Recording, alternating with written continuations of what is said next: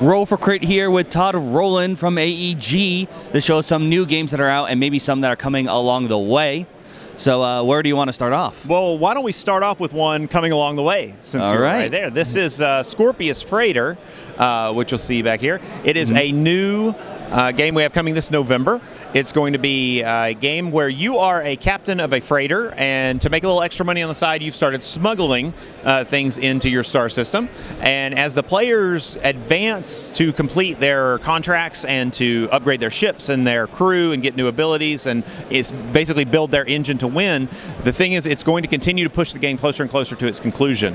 The more each player advances their ships, and their crew and everything, the more heat it puts on the whole system. And eventually, the government's going to decide to crack down on it and the game's over. And so we like to call it sort of a push everyone's luck game.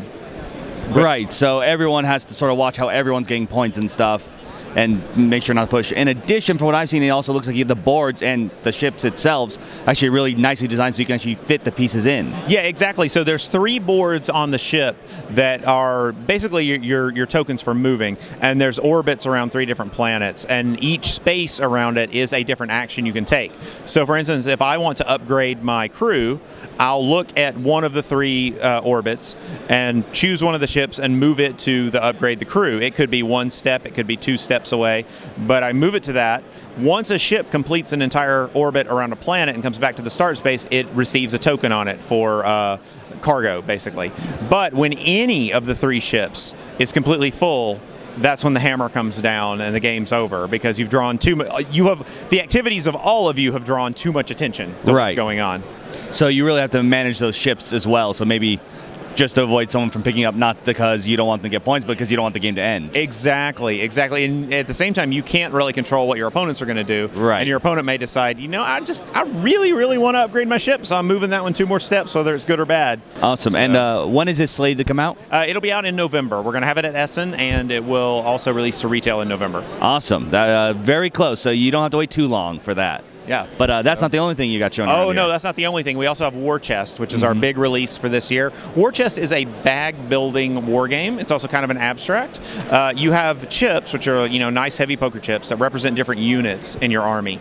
At the beginning of the game, each player is going to draft 4 units, and those are all the ones you have for the game. So in one game, you might have cavalry and archers and 2 others, and in another, you might have completely different. So it's always a slightly different strategic experience to have each time.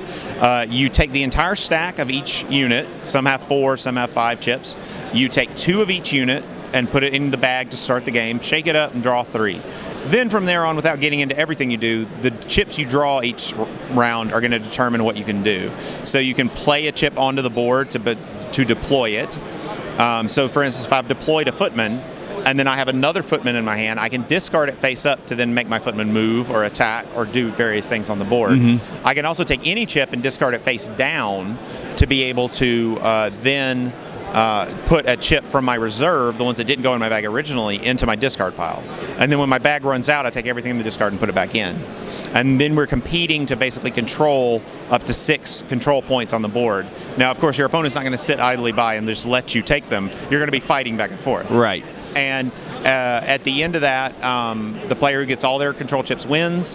However, when a chip is attacked and killed, it doesn't go to your discard, it's permanently removed. So there is sort of a fight of attrition going on as well throughout the thing. Which definitely makes it interesting, because now not only as units you draft mean different, which means they have different numbers, meaning you might not be able to do different strategies, and depending on what you pull too. Right. So you really have to adapt to each game. It's not going to be just like a game of chess where you have the same units, the same thing. So you may have to go completely different than you were maybe the game you just played before. Right. You may be attempting to set up a strategy with your archers to be able to shoot from a distance, but then your opponent suddenly got really lucky and drew, had built in and drew all of his lancers in one go, and he just charges and mows down your archers, and you have to come up with another strategy now. And maybe the last game before, it sounds like you could have a unit that's maybe more disposable. Right, exactly. You do have some that you're going to have to run to just sort of run in the way and be distractions, but again, it just all depends on what you draw and what you can do with them. Right, and this comes in this really cool chest, and we've actually had the chance to see it.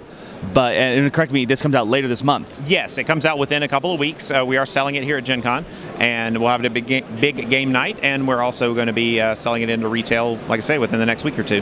Right, it sounds really awesome. And of course, I don't you have Thunderstone here. I don't think you have the expansion here, but that's on Kickstarter right now. Yeah, Thunderstone Back to the Dungeon is on Kickstarter. So Thunderstone Back to the Dungeon is a Kickstarter of the one that successfully funded last year. And in the new Back to the Dungeon, we're also adding in new expansion that also includes solo and co-op components and rules.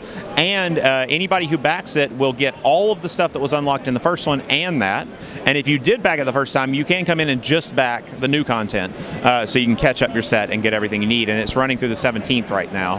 Yeah, and I'm really excited, especially on the siege mode. That sounds really cool, where it sort of almost reverses it, where you have to defend the town now. Right, the monsters are coming after you, and it's really neat because they've designed these punch board pieces that fit on the village board that look like you've piled up tables and chairs and whatever else you can get to make a wall around those buildings to try to stop them. And of course, if they break through, then they deny you the abilities of those areas for the rest of the game. Yeah. But in addition, you also have a couple other new stuff here, like we do have a few new things. We are premiering Greedy Kingdoms, and this is the big secret. It's a big game night tonight, so people will be getting Greedy Kingdoms as well as Magical Treehouse and Train Maker. These are 3 new games.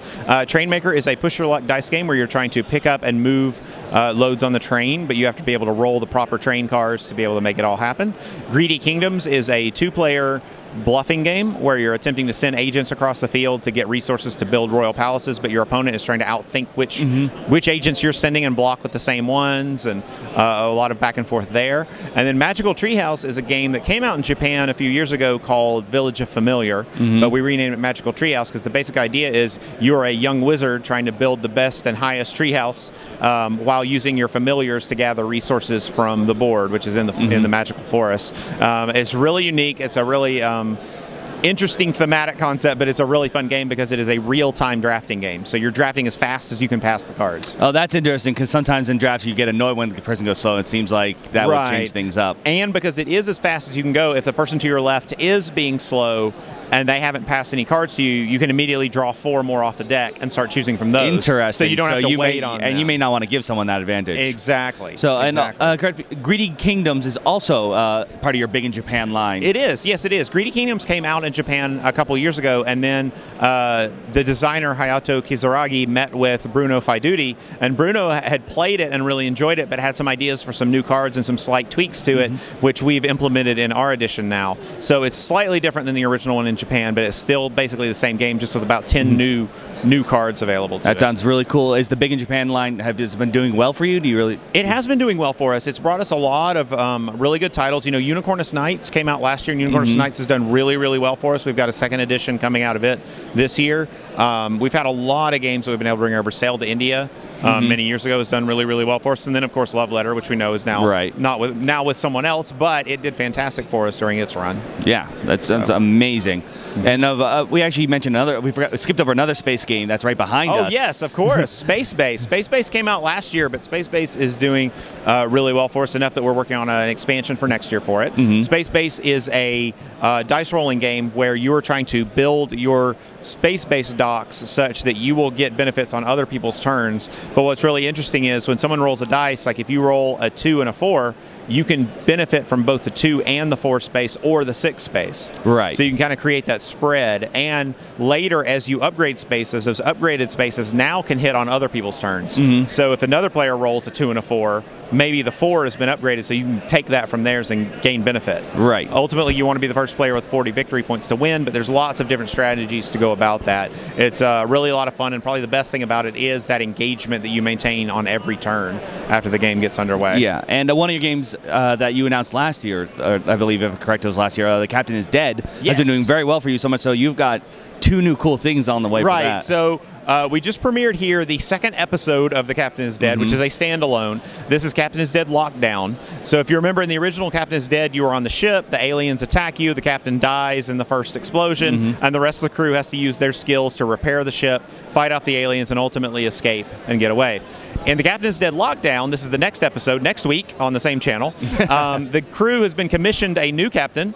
They went out on their first mission with him. They were immediately captured by the aliens and thrown into the alien prison planet.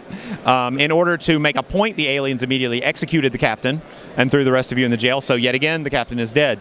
So now you have to work to hack into the aliens' computer systems, gain new abilities, and ultimately hotwire one of their vessels to try to make your escape.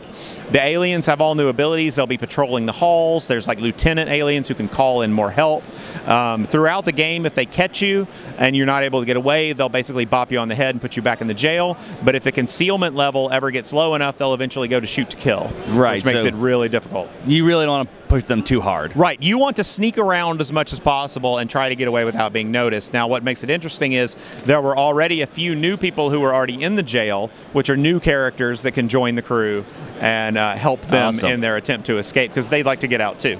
Yeah, that usually is the case in jail. Yes, exactly. And we're already working on a 3rd episode for next year, which will have a new adventure for the crew. And in fact, those same characters who helped them escape from the jail will be a part of the crew now, because, you know, on those space shows, random aliens just come hang out with the military for no reason and why not suddenly live on the ship, you know. So, okay. But so they'll be in it as well. And all the same characters that you've been able to play before will be available. I expect now the next one is going to be everyone terrified of being promoted to captain. Exactly. Being a captain of this crew is probably the worst job in their entire fleet. So. Yeah, so I mean, that's a lot of stuff. Is there anything we're forgetting? I feel like we have expansions for Mystic Vale. We have expansions for Smash Up, our 2 big Evergreen lines that are continuing to roll on. We're really happy with how they're doing. Right, and Smash Up's actually doing a world tour now, I believe, is now the new expansion. So the new expansion that just came out is the Oops, You Did It Again expansion, which was chosen by the players, 4 factions that the players voted on online. Oh yeah, we've been calling for Cowboys and Vikings since the beginning, and so we finally got them. You got your dream. We were very happy. Yes. So yes, they're in there. They're a lot of fun. The Vikings actually steal cards from they pillage the opponents and steal cards, and the Cowboys create shootouts and duels and all kinds of other stuff. It's a lot of fun in there. And then we are working on World Tour. So next year, Smash Up theme is going to be the Smash Up World Tour. So we're going to have World Tour Part 1 and World Tour Part 2 as our expansions. We're going to have a World Tour themed event kit for the middle of the year, and a lot more that we're doing for in-store promotion. Yeah, and that seems really cool, and I definitely think it seems like a perfect addition to the Smash Up line. Now that you've covered so many crazy stuff, just the thematics of the countries. So it's going to be a lot of fun, and we try to stay true to it. Like in our first expansion, one of the factions is Mounties, and because they're Canadian, we tried to make sure that they were sufficiently violent. They've got lots of chain guns and explosions. They've taken moose and mounted, repeating guns to their heads. We're very excited for Battle Moose. Yes, Jonathan enjoys his battle moose. Absolutely. I don't know what moose plural is.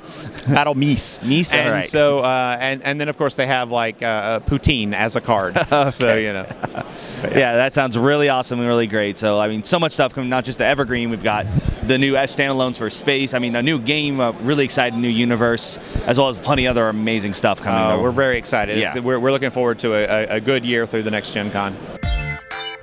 Like and subscribe for more Gen Con 2018 coverage. And enter our contest for a chance to win some Gen Con games in the description down below.